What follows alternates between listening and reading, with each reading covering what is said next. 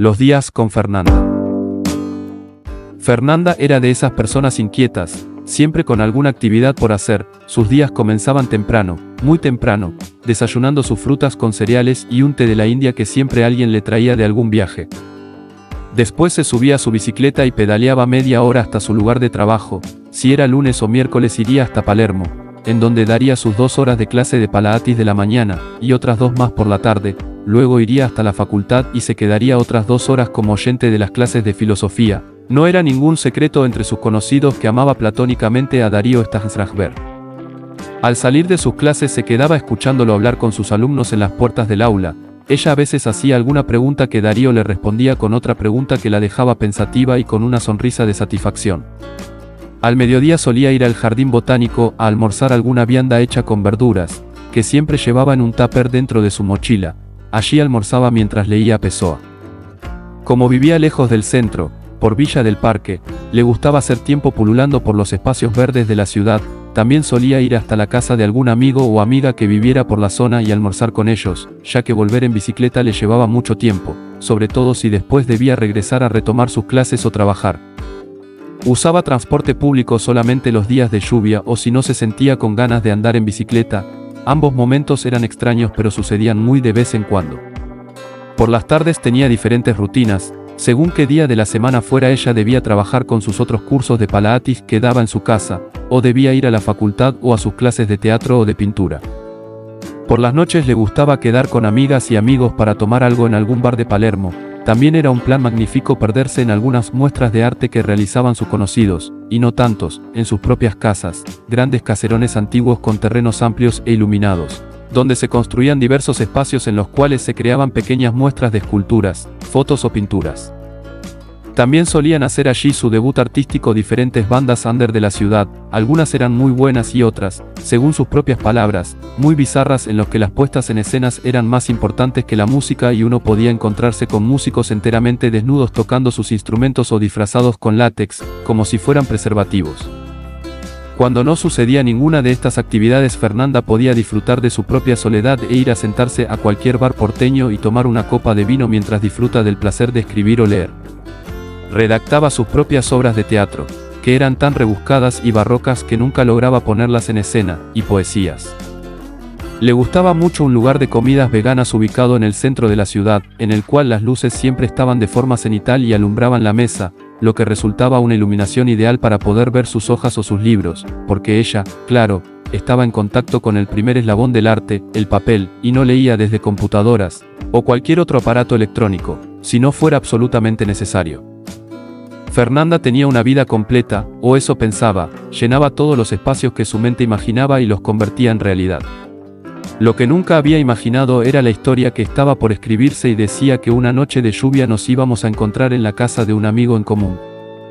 Ese día, sábado, ella se levantó un poco más tarde de lo común, no tenía grandes cosas para hacer por la mañana así que se preparó un desayuno fornido, amasó un poco de harina mezclada con agua, sal y aceite, lo cocinó sobre una sartén a fuego alto y armó una especie de pan árabe, que en realidad se llamaba chapati, una receta de un antiguo novio malabarista que había viajado por la India. Tomó una bandeja y colocó en ella una cuchara para el queso antabal y otra para el dulce de leche, un cuchillo para los chapati y un vaso con jugo de naranja. En vez de té se antojó por mate endulzado con azúcar mascabo. Se sentó en el sillón y almorzó. Así le gustaba decirle a los desayunos tardíos, mientras leía un libro de astrología y escuchaba un random de chill out. Por la tarde tenía que hacer un repaso de texto de una obra, en la que actuaba al día siguiente, y más tarde iría al cumpleaños de su amigo Nicolás, que además era un gran escenógrafo teatral y audiovisual. Como no iba a tener tiempo de volver después del ensayo de la obra, se vistió para estar acorde a cualquier situación, luego le dio de comer a Burbuja, su gato, y regó sus más de 100 plantas desparramadas por toda su casa. Pasado el mediodía se tomó el colectivo 24 porque después no sabría dónde dejar su bicicleta y además de seguro bebería vino en el cumpleaños. Por la ventanilla observó un día lleno de armonía y luminoso que no hacía sospechar ninguna tormenta venidera. Yo me encontraba recién llegado a la ciudad, hacía una semana o 2, nunca había vivido en ella pero tenía amigos de muchos años que vivían y trabajaban allí. Uno de ellos era mi amigo Nicolás, que cumplía años y organizaba un festejo cuya consigna era sencilla: los invitados debíamos llevar lo que quisiéramos para beber y él, como anfitrión, se encargaba de la comida. Por esos días me gustaba mucho beber Campari, por lo que llevé una botella. Mi intención era llevar 2, pero no quería terminar la noche en algún hospital o comisaría, lugares que frecuentaba luego de tomar demasiado y convertirme en un imbécil.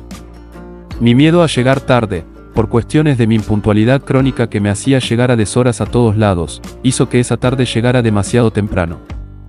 Era verano y a las 8 de la noche aún se podía disfrutar del último rayo de sol en el atardecer desde el balcón del departamento de mi amigo. Obviamente a esa hora solo éramos 3, además de Nicolás también se encontraba su novio Gabriel, a quien yo parecía no caerle muy en gracia pero que igual me trataba cordialmente. Nos servimos una copa de vino. Estaban contentos por mi llegada temprana, por lo que comenzaron a ametrallarme a preguntas sobre mis últimos meses mientras se bebían unas cervezas y fumaban un porro que rechacé porque en esos momentos me deprimía fumar y el balcón siempre me hacía un llamado algo extraño para jugar con la idea de zambullirme al vacío. Hacía unos años que estaba deambulando por el mundo. Había caído en Buenos Aires luego de vivir en ciudades increíbles como Río de Janeiro, Manila, Barcelona, Ámsterdam o Kuala Lumpur, y de disfrutar la vida en islas paradisíacas, como lo fueron Keuveich, Pangan o Pulau Capas. Había vuelto a Buenos Aires después de haber sido parte de un traspié amoroso en Europa. Estaba huyendo bastante bien de la depresión, pero me apresaba la ciudad, me lo pasaba encerrado en el departamento y salía muy poco. Esa noche me decidí a salir de mi encierro porque era una ocasión especial por ser el cumpleaños de Nicolás y porque ningún desamor puede durar para siempre. Mientras les contaba esa historia, por demás triste, ellos cruzaron sus miradas y se sonrieron de forma cómplice, como si hubieran pensando lo mismo al mismo tiempo. Vi cómo les brillaban las pupilas al conectarse mutuamente con sus pensamientos.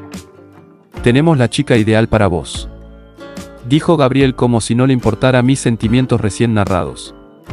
«Se llama Fernanda, te va a encantar». «No estoy buscando una relación», le respondí de forma rotunda pero a la vez curiosa.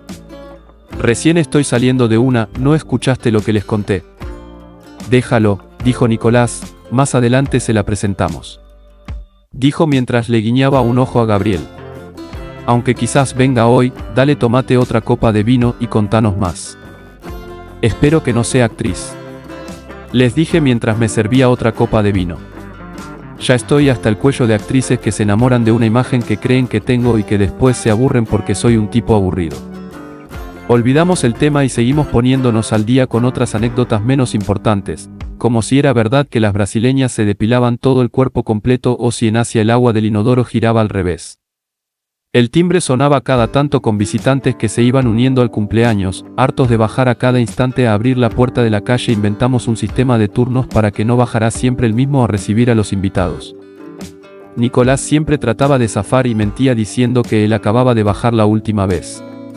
Las fiestas de mis amigos solían ser muy divertidas porque siempre había abundantes bebidas, muchas risas y anécdotas que daban gusto oír. Todos tenían buenas charlas, marihuana y, lo más importante, casi todos eran artistas. Siempre había improvisaciones espontáneas o se cantaban canciones que empezaba cualquiera que tomara la guitarra y nos animara a todos a cantar. El timbre sonó insistentemente mientras todo el mundo estaba muy compenetrado cantando «El viento trae una copla», en el que Nicolás y Gabriel hacían guitarra, voz y percusión. Me hicieron señas con sus ojos, sin dejar de cantar o de tocar sus instrumentos, para que fuera a abrir. Bajé aunque también lo había hecho la última vez que había llegado gente. Cuando salí del ascensor y caminé hacia la puerta de salida, vi que afuera había una mujer más o menos de mi estatura, con sus cabellos enrulados al viento que, más que copla, parecía traer tempestad. Ella tenía un vestido negro que contrastaba con su piel blanca, sus piernas estaban de forma oblicuamente dispuestas, una contra la otra, en señal de un frío inesperado de verano.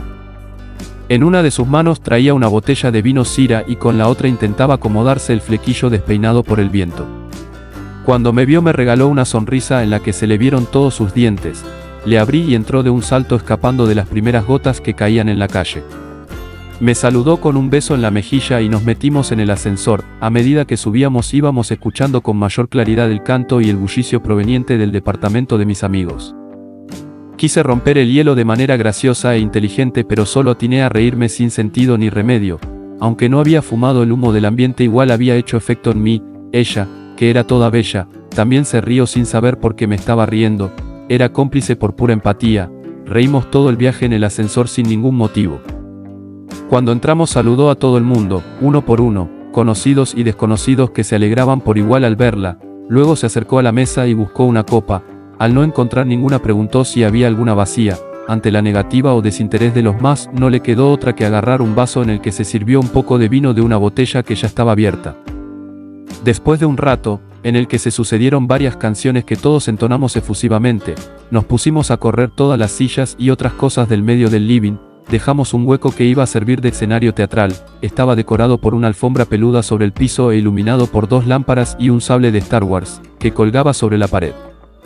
Nicolás se vistió de presentador y dejó inaugurada la sesión de improvisación, un alivio para muchos que imaginaban que se avecinaba un aburrido dígalo con mímicas.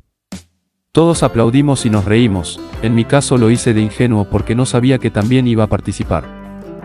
Fernanda pasó al frente, animándose a ser la primera participante del juego, y empezó a realizar una especie de caldeamiento, saltaba y estiraba sus piernas llevando sus pies hasta más allá de su cabeza, parecía una gimnasta profesional, yo la observaba maravillado hacer esos movimientos de forma divertida hasta que me vio, sin dejar de sonreír me llamó para que sea su coprotagonista. Tuve que ser empujado hasta el centro por mis amigos.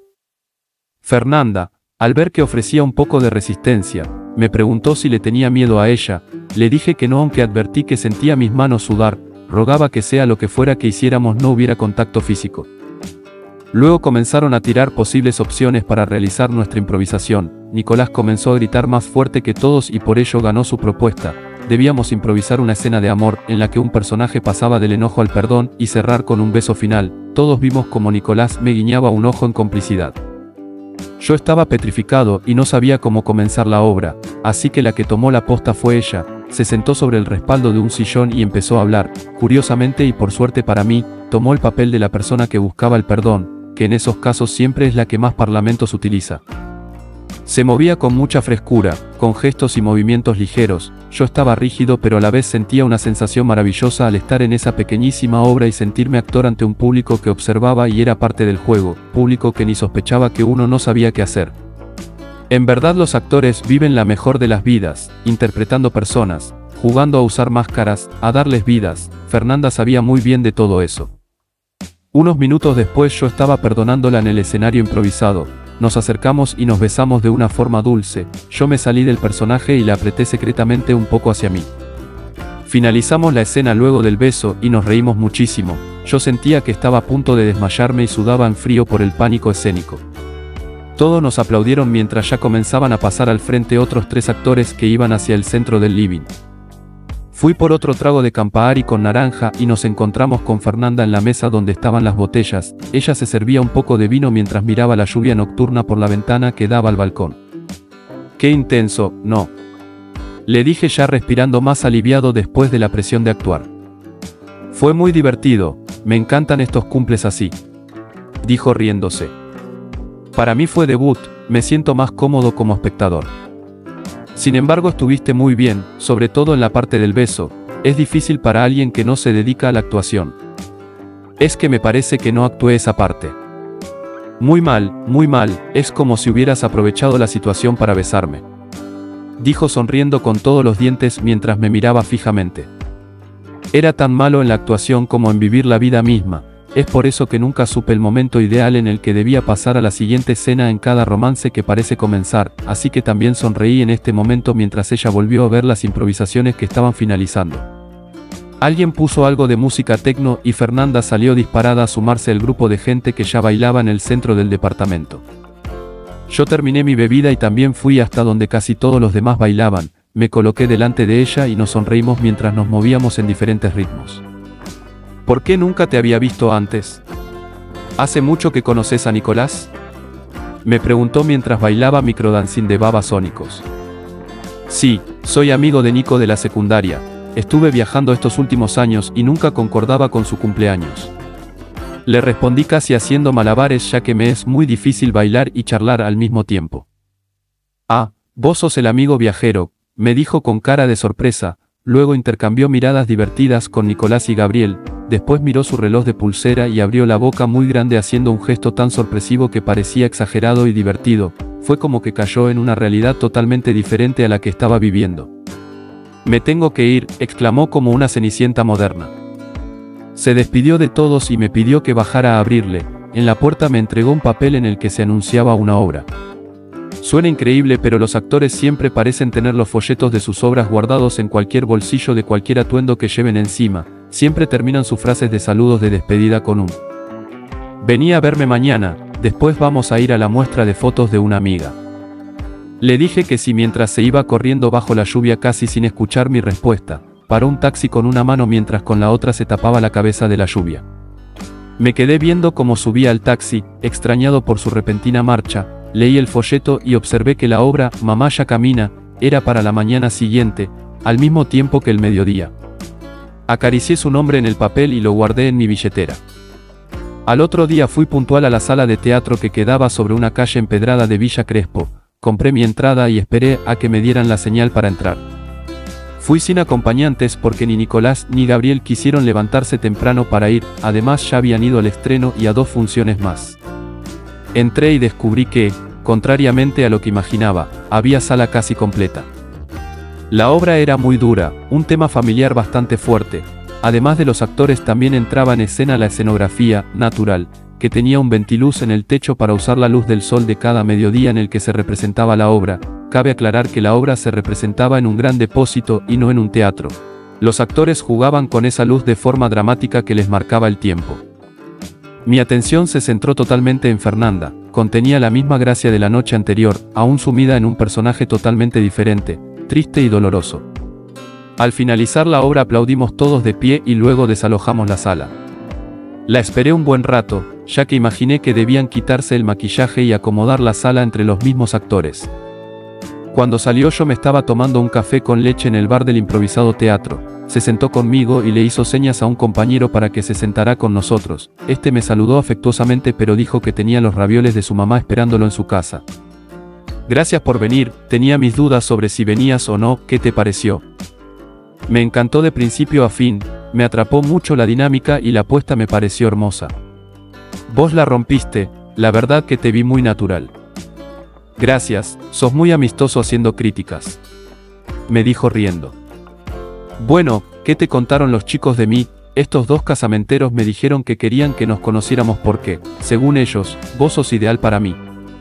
Le dije sin vueltas con una valentía inusitada de la que me arrepentí ni bien las palabras escaparon de mi boca. Epa. Qué directo. Bueno, ya que jugamos ese juego te voy a contar que fui yo la que pregunté por vos.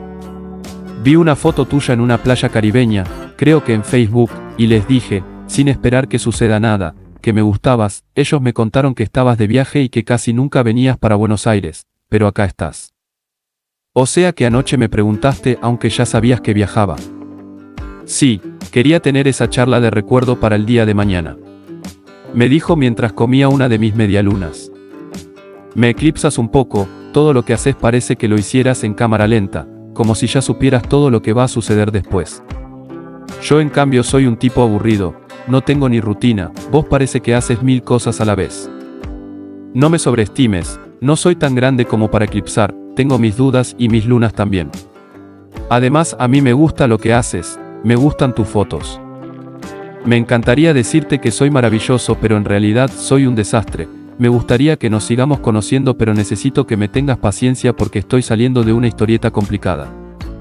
Nos estamos conociendo, tranquilo. No necesito una pata para mi mesa, tengo paz mental y no voy dando oportunidades como si fuera una beca, dejemos que las cosas fluyan y no intervengamos ni acomodemos nada.